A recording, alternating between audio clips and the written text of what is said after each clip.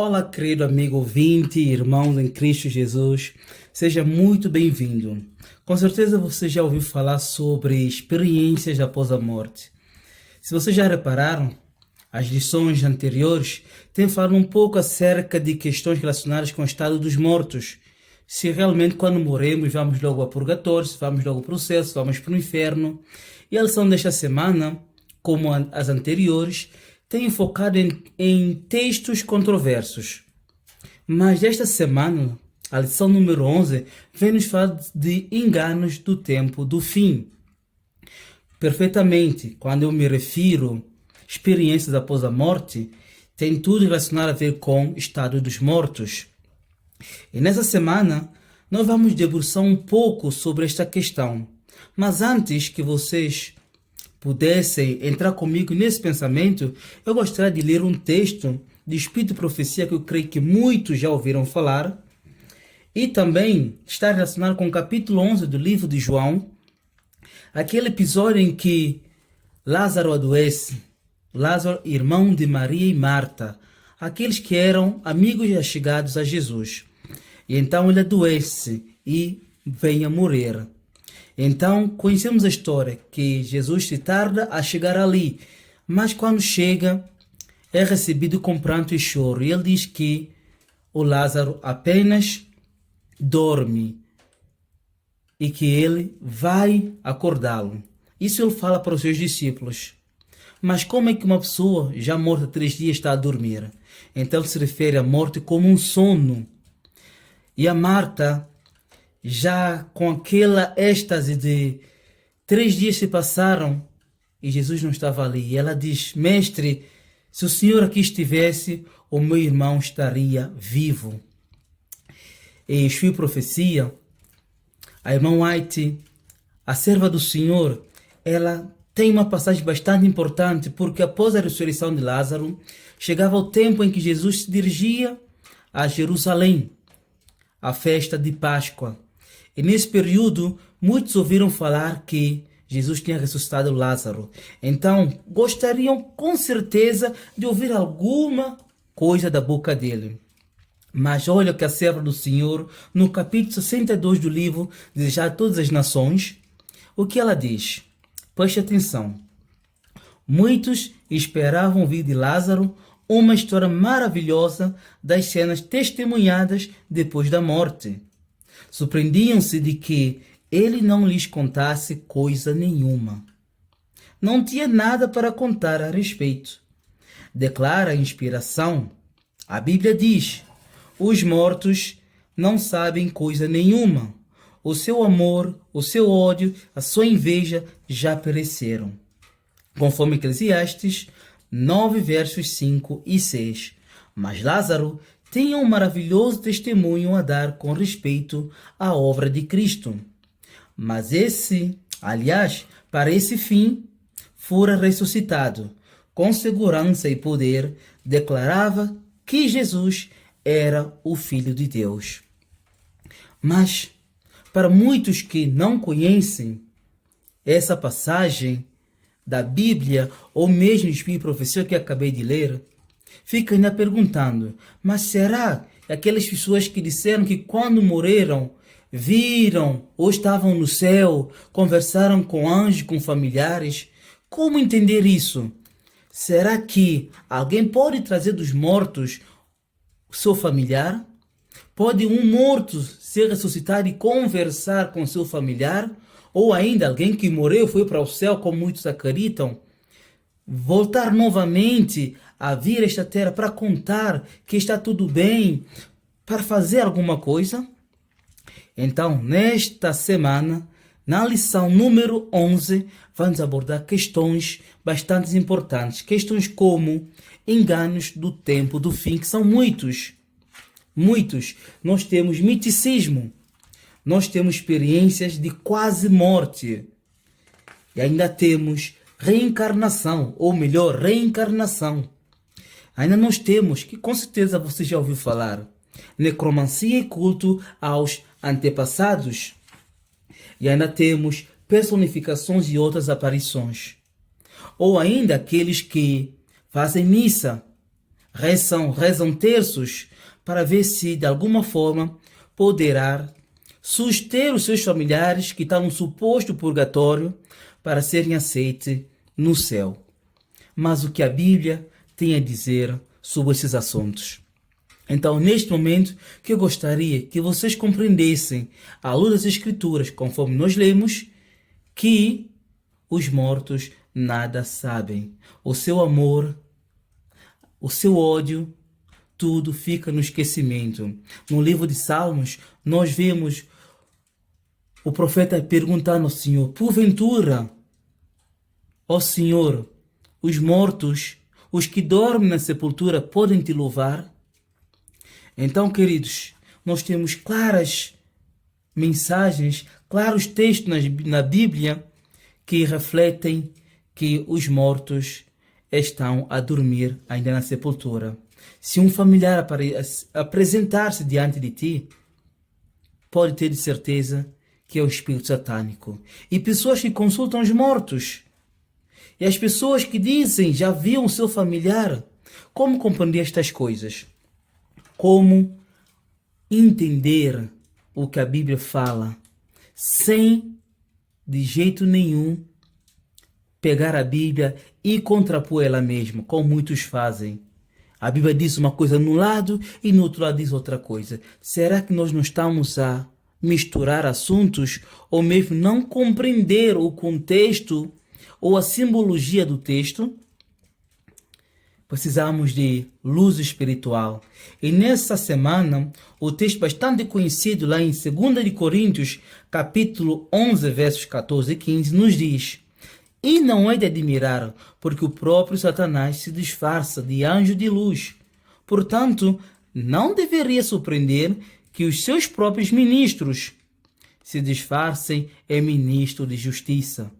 O fim deles será conforme suas obras. Queridos, o mundo tem sido inundado pelo miticismo. E essa palavra tem um termo complexo, o que engloba enorme variedade de ideias.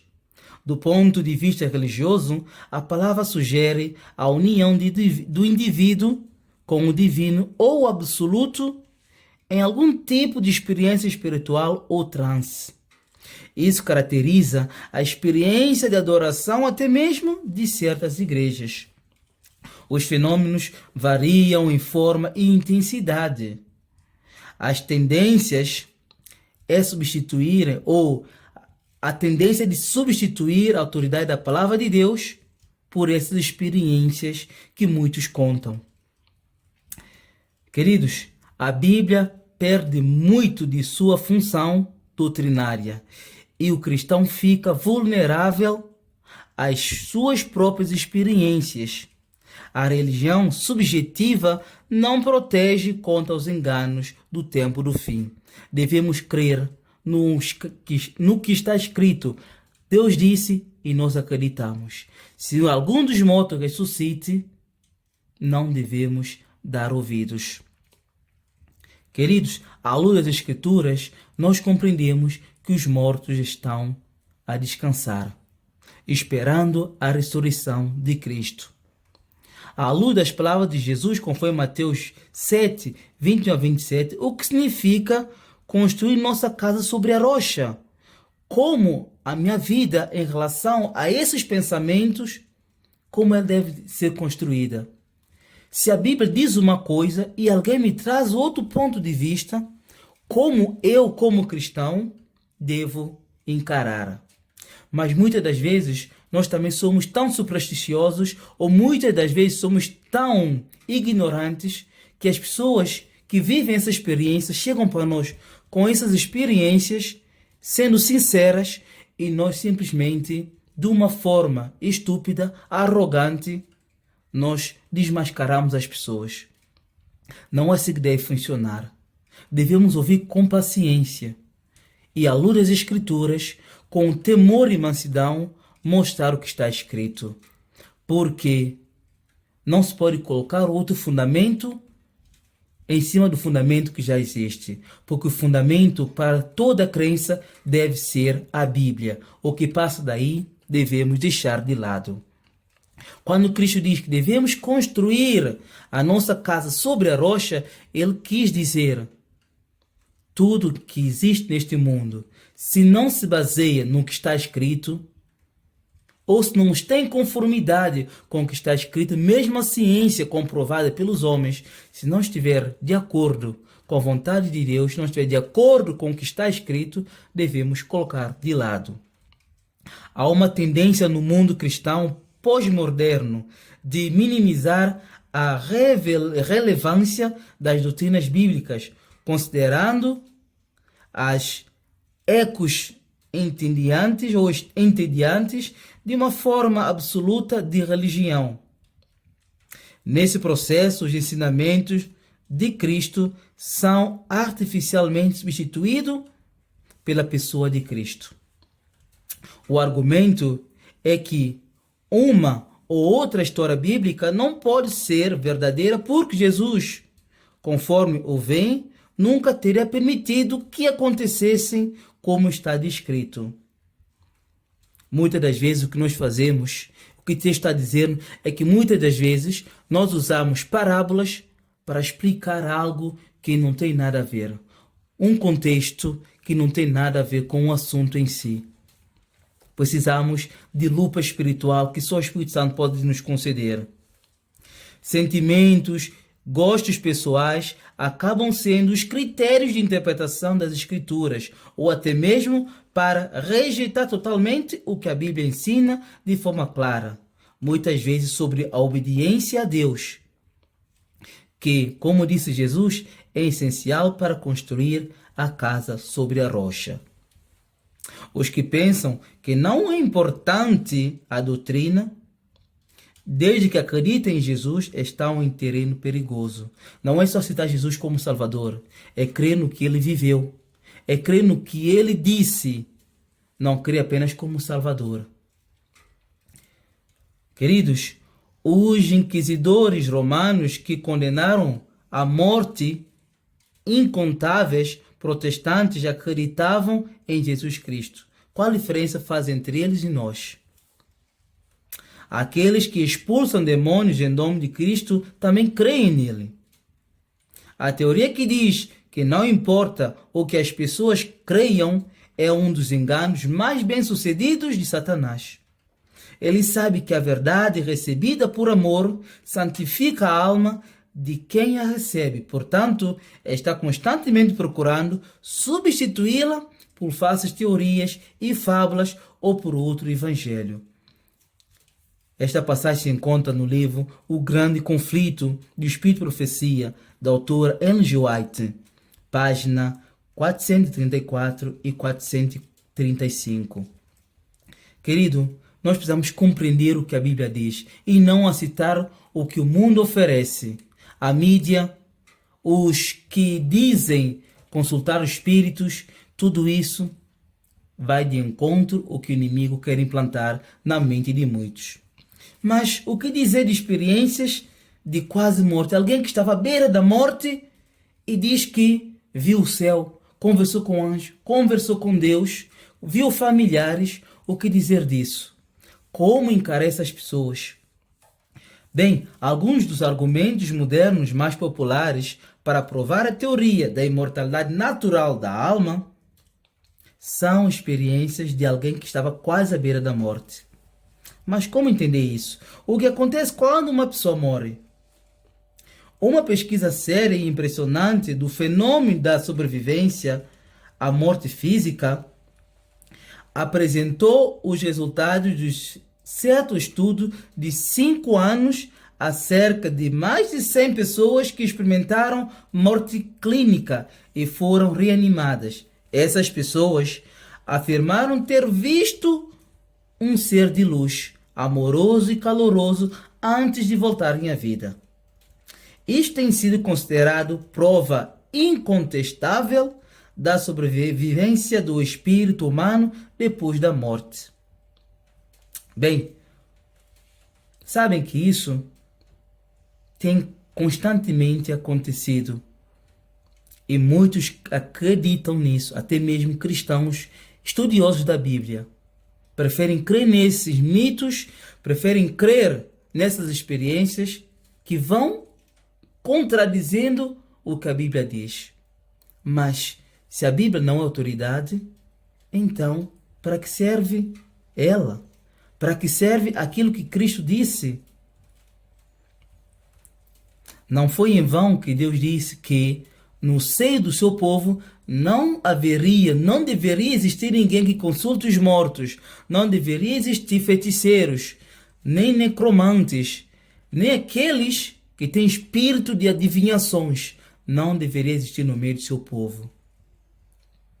Mas hoje, até mesmo cristãos vão para locais onde existem cultos espíritas e de lá retiram algo que eles dizem de experiências com os seus entes queridos, aqueles que morreram. Bem, queridos, todas as experiências de quase morte relatadas na literatura moderna são de pessoas consideradas clinicamente mortas, porém não mortas de fato. Em contraste com Lázaro, que estava morto havia 4 dias e cujo cadáver estava apodrecendo. Lembram do texto que eu li logo no início? Os que ressuscitaram nos tempos bíblicos jamais mencionaram qualquer experiência de vida após a morte, seja no paraíso, no purgatório ou mesmo no inferno. Esse é um argumento do silêncio, mas está de pleno acordo com os ensinamentos bíblicos sobre o estado inconsciente dos mortos. Lázaro não falou nada. O filho da sunamita não falou nada. O filho da viúva de Sarepta não contou nada. Queridos, então por que crer hoje no que a ciência moderna está dizendo? Do que essas experiências de pessoas que quando descem à sepultura, ou mesmo aquelas pessoas que têm experiência quase morte, dizem que viam um ser luminoso, entre outras coisas mais. Portanto, queridos, é crucial nos apegarmos unicamente à Bíblia, independentemente das experiências que contradizem a palavra, sejam as experiências nossas ou de outras pessoas. E a pergunta que eu faço, já conhece alguém, ou você já lidou com alguém que teve essa experiência, quase morte, ou alguém que teve a oportunidade de falar com um familiar que já tinha falecido? Deixe o seu comentário para nós podermos entender o que aconteceu. Bem, vamos avançar um pouquinho. Então, o que falar de reencarnação? A Bíblia, por acaso, fala de alguma reencarnação? Alguém que morreu e reencarnou na outra? Ou como alguns tentam dizer, o que é isso, reencarnação? Porque a Bíblia apenas aponta um único ser que encarnou. E este é Cristo Jesus, nosso Senhor e Salvador. O que passa disso na Bíblia, devemos simplesmente rejeitar. A noção pagã de uma alma imortal provê a base para a teoria não bíblica da reencarnação ou transmigração da alma. Essa teoria é adotada por alguns dos principais religiosos, ou mesmo alguém que é cristão e acredita na possibilidade de seu familiar ter vivido numa outra vida e agora ele ou seu familiar reencarnou para dar continuidade à jornada. Sabem, queridos, enquanto a maioria dos cristãos acredita na existência de uma alma imortal que fica em um céu ou inferno permanente após a morte, aqueles que acreditam na reencarnação sustentam que essa alma imortal passa por muitos ciclos de morte e renascimento na Terra. Para alguns, a reencarnação é considerada um processo de evolução espiritual que permite ao espírito atingir níveis cada vez mais elevados de conhecimento e moralidade, em sua jornada para a perfeição. Já imaginaram? Só dando um exemplo simples. Imagine que alguém como... Vou usar só um exemplo simples. Imagine alguém como Hitler encarnando, ou aliás, reencarnando num bebê que vai nascer. Acha a possibilidade de ser uma pessoa boa, uma pessoa má? O que te parece? Mas o que a Bíblia fala sobre esses conceitos? A Bíblia diz que, uma vez morta, fica no esquecimento a pessoa. Nós não temos a outra mensagem a pregar. O morto nada sabe. O que desce a sepultura está no silêncio. Queridos, os hindus acreditam que a alma eterna passa por uma progressão de consciência ou, como eles chamam, samsara, em 6 classes de vida: aquática, plantas, répteis e insetos, pássaros, animais e seres humanos, incluindo os residentes do céu. Não sei onde eles vão buscar essas ideias, mas com certeza vem de Satanás. Temos vários textos na Bíblia que apontam para a existência simplesmente de uma vida. E esta é o que nós temos hoje. Tudo quanto devemos fazer, façamos conforme nossas forças, porque para a sepultura, aonde nós vamos, não há ciência ali, não há entendimento ali, não há mais nada a fazer ali. Até o ódio ficou no esquecimento. Tudo, o amor, nada. Os mortos não podem louvar a Deus. Queridos, muitas pessoas acreditam não no que deveriam, mas no que querem acreditar. Se uma teoria lhe traz paz e conforto existencial, isso é suficiente para resolver a discussão. Mas, para aqueles que levam a Bíblia a sério, não há como aceitar a teoria da reencarnação. Bem, queridos, temos outros aspectos ainda, como necromância ou necromancia e culto aos ancestrais.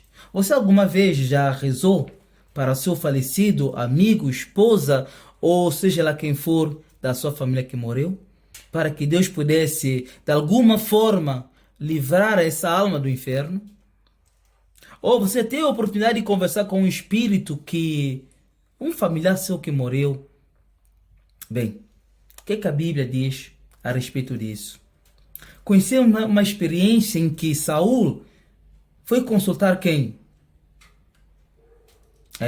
Infelizmente, aquelas pessoas que Deus tinha dado ordem a ele para expulsar e mesmo até para eliminar, que não devia existir no meio do povo. Ele foi consultar uma feiticeira, como podemos chamar, uma necromanta, alguém que consulta os espíritos dos mortos, alguém que de alguma forma faz ligação entre os mortos e os vivos. Deus diz que isso é abominação.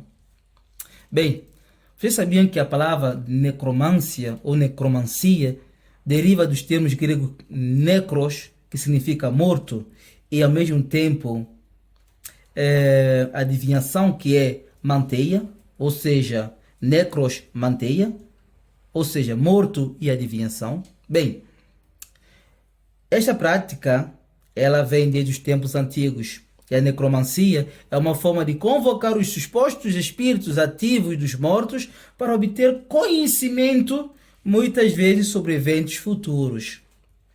O culto aos ancestrais, neste caso, por sua vez, é o costume de venerar os ancestrais falecidos, visto que ainda são considerados familiares, e cujos espíritos podem, diz eles, acredita-se, penso, influenciar os assuntos dos vivos. Bem, Deus diz que eles não têm parte nenhuma, os que deixam a sepultura. Essas práticas pagãs podem ser muito atraentes para aqueles que acreditam em uma alma imortal e que também sentem falta dos seus entes queridos falecidos.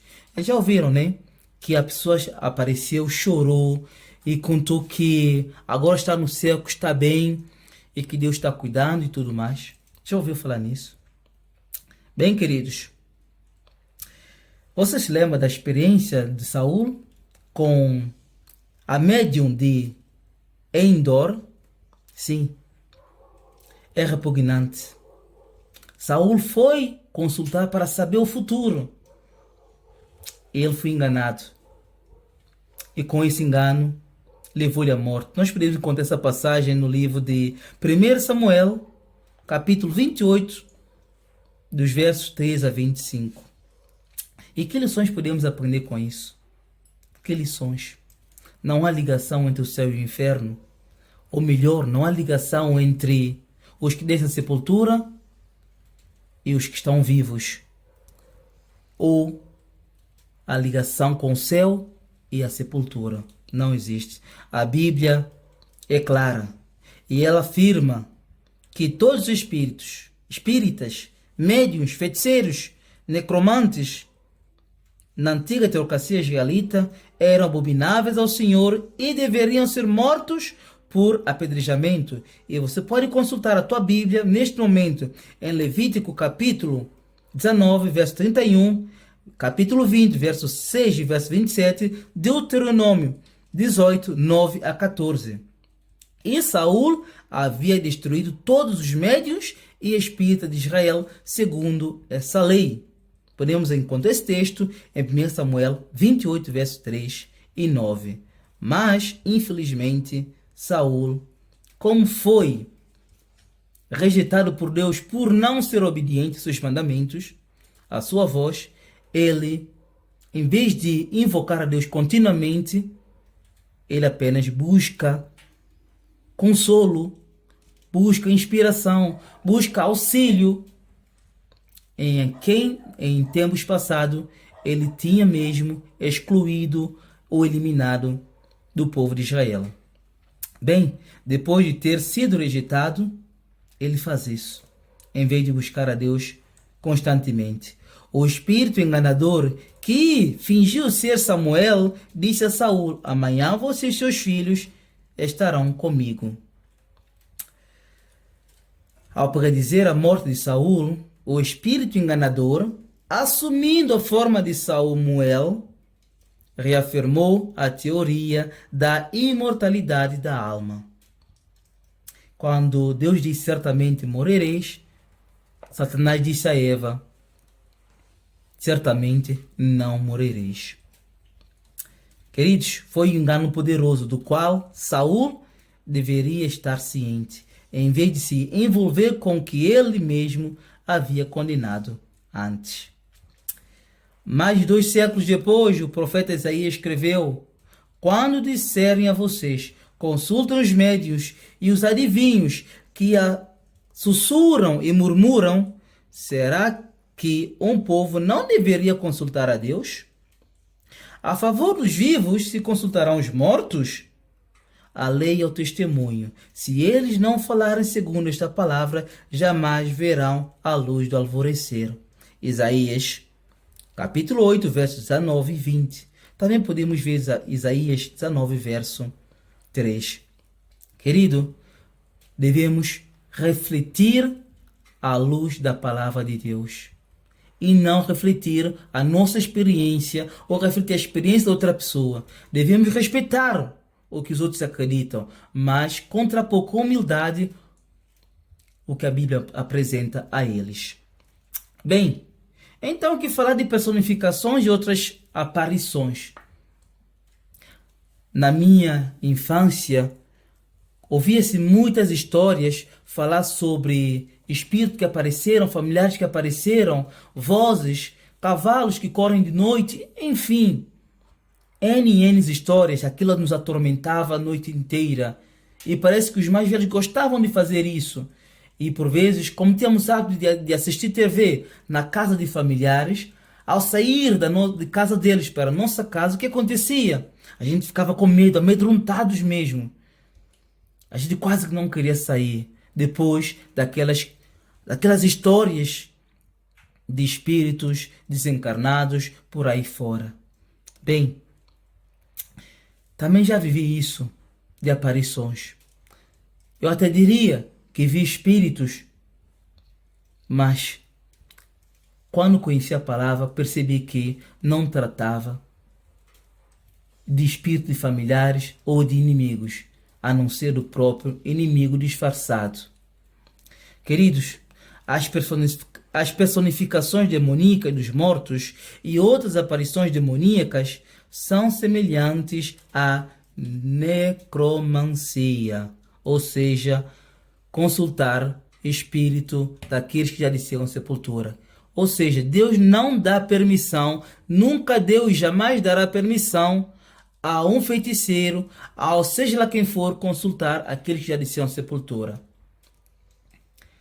Queridos, as personificações podem ocorrer na forma de um familiar falecido, amigo ou pessoa.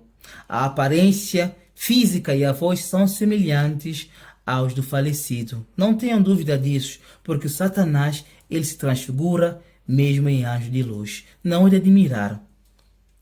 Esses artifícios serão usados para enganar os que não estão fundamentados na Bíblia. E olha o que o espírito de profecia nos adverte. Esses espíritos mentirosos personificam os apóstolos e os representam como contradizendo o que fora escrito sob a inspiração do Espírito Santo. Como ato culminante no grande drama do engano, o próprio Satanás personifica Cristo, queridos. O Grande Conflito, página 463 e 518. Queridos, a Bíblia está repleta de texto que nos exorta sobre essas coisas. Ficaremos ainda confundidos? Ficaremos ainda enganados com tudo isso? O apóstolo Paulo nos adverte que a nossa luta não é contra carne e sangue, mas contra os principados e as potestades, contra os dominadores deste mundo tenebroso, contra as forças espirituais do mal nas regiões celestiais. Efésios 6, verso 12, aliás. Só podemos ser protegidos contra esses enganos estando vestidos com toda a armadura de Deus, conforme é nos relatado em Efésios 6, também versos 13 a 18. Querido, creiamos no que está escrito. Creiamos apenas no que Deus deixou escrito para nós. Que nada disso, que ninguém faça nos mover daquilo que foi escrito. Nenhum falatório deve nos mover no que está escrito na palavra de Deus. Deus disse e eu creio. Quando Satanás se apareceu diante de Jesus no dia da tentação com aquelas palavras: se tu és o Filho de Deus, se tu és, Cristo disse, está escrito. E quando o inimigo usou a palavra de Deus mal usada para levar Cristo a pecar, Cristo diz, também está escrito. Queridos, está escrito, deve ser nossa salvaguarda. Está escrito, deve ser nossa segurança. Que nenhuma experiência deste mundo, seja de familiar, seja de amigos, seja do que lá for, não creiamos. Não creiamos, porque a Bíblia está clara. Ela é clara. Ela é a luz que deve alumiar todos nós. Lâmpada para os meus pés é a tua palavra e luz para o meu caminho. Queridos, que Deus te abençoe grandemente. Que Ele te ajude a compreender essas lições. Que elas são para nos auxiliar neste tempo tenebroso que nós vivemos. Tempo que o inimigo vai usar tudo o que está ao seu cargo para enganar, se possível, até os escolhidos. Mas Deus não nos deixou em trevas. Temos a luz, que é a Bíblia Sagrada. Temos muito mais ainda. Temos espírito de profecia, que Deus nos deixou como testemunhos para nos direcionar nesse tempo. Estudemos, escavemos estas palavras e, com o poder do Espírito Santo, vivamos. e possamos da mesma forma levar aos outros essa compreensão que hoje nós temos à luz das Escrituras, que os mortos nada sabem. Amém? Que Deus te abençoe.